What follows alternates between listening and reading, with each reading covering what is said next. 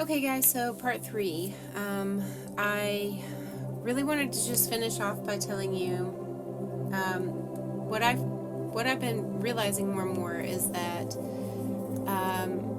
this can be extremely challenging, and I find TikTok and other resources, people like videos, YouTube, whatever, to be really helpful and encouraging when I'm feeling kind of like uncertain about stuff. I the doubt and worries, what ifs, and this and that come into play. But kind of where I'm at in my life now is, I'm still just kind of taking it easy because I'm realizing that this idea that like we have to earn love or earn a living even is a man-made concept, and we actually have the ability to live outside of that construct, if you will. And so these are like so ingrained in us, these like concepts that there's so many things that have gone into kind of just like keeping us in this state of disarray and brokenness that is taking a little while to clear out all of these limiting beliefs or whatever. So where I'm at in my life right now is just to like live authentically and love people, like authentically love people, and create. And the only way we can actually do this thing is by really getting in alignment and like really pouring into ourselves. And so I don't know, like I had heard stories about people who live like from one synchronicity to another, so they just live like really a passion-filled life. And I guess the way that looks, I give the example, like a kind of made-up example for me. Like if, say I was feeling passionate about something, about drawing, and so I sit down to draw, and then while I'm drawing, I realize I need some tool that I don't have. So then I go to the craft store and I get a tool, whatever it is, like new pencils, whatever. And then I meet somebody, and like we run into each other and we're talking, and then next thing you know, like a little hidden door, like opens up for like opportunity or a new experience or something.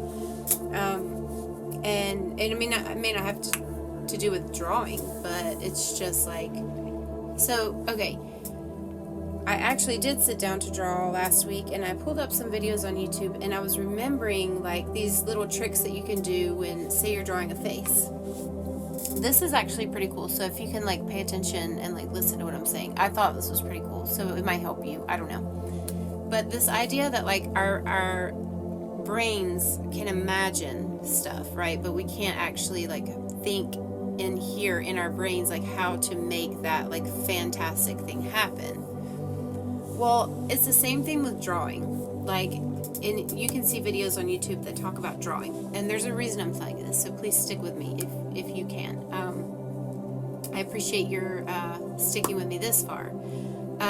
If you're drawing a face, say I was going to draw your face, and I sit down to draw it, but the right brain sees that as just like a generic face.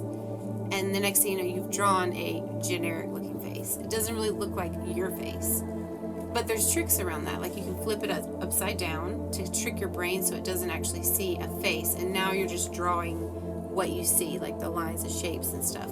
Or you can do like the grid method. So you've like honed in on like little blocks of the picture at a time.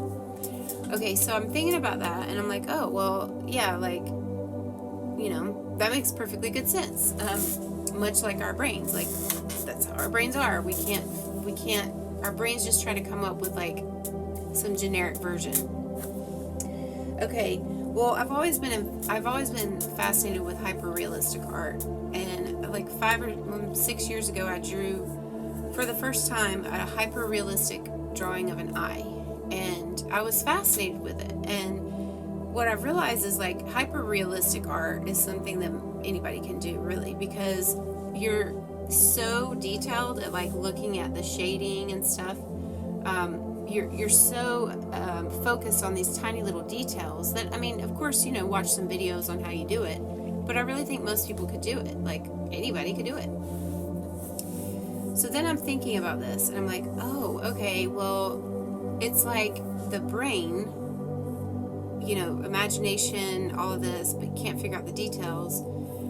But then I was thinking, you know, just like bear with me for a second. I was thinking about like, give and you shall receive. Well, that's like an interesting concept, right? Like, that's very much like I do that, like I give something and get something in return. So then I'm like, oh, so if we pay attention to the details in the moment, because that's all we really have is this moment. This moment right here is all we have, like right now. If I pay attention to the details, then I shall receive the details. So I just thought it was like, oh, it was like a light bulb moment for me, because I think that's where often we can get so incredibly bogged down with just like stress and the what ifs and like planning for like tomorrow and next week and next year and retirement and all this shit, that we miss the moments with loved ones or in nature or your friends or your animals, or, you know, the list goes on. So paying attention to the details, you know, put your phone down. I've gotten to where now, like, if I'm talking to somebody and they look like they're kind of like half-assed engrossed in their phone, and don't get me wrong, I've done that shit too, but I'll just say like, hey, if you're busy right now, I can talk to you later, because like I want to be fully engaged in conversation with someone. And so that, yeah, that's important. And I think and going back to like the meditation and stuff, like I feel like the more I do the meditations, the more I want to do them.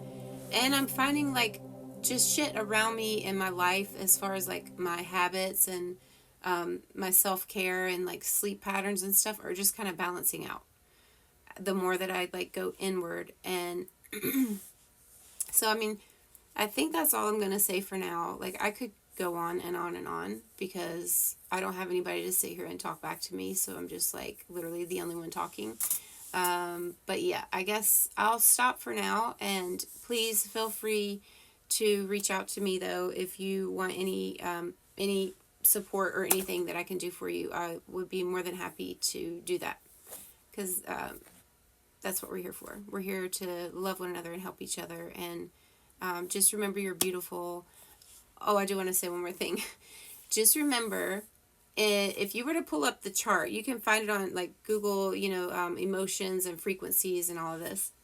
The lowest vibration, and just remember, emotion is energy in motion, okay? The lowest, like, frequency or vibration that a human can experience, do you know what it is? You can take a guess. It's shame. Shame is the very lowest. And so we just gotta like cut that shit out. Like, all that negative energy, we just gotta like, we are literally just like purging ourselves of that shit. Like, fuck all of that toxic shit. Like, we have to just like raise our vibration, you know? Like, every time you laugh or every time you smile, like I literally didn't smile for 6 months. But every time we engage in something and feel good, remember that these are glimmers, because we hear so much about triggers. And yes, when you're triggered, we do need to like, it is literally just like a little pinpoint, like, oh, that's something that I want to be mindful of working on. But also, like, cling to the glimmers, because there's lots of glimmers if you pay attention to the details. So, that's all. Be blessed, and I'll probably put something up tomorrow, because I want to keep sharing with whoever, if it's helpful for you.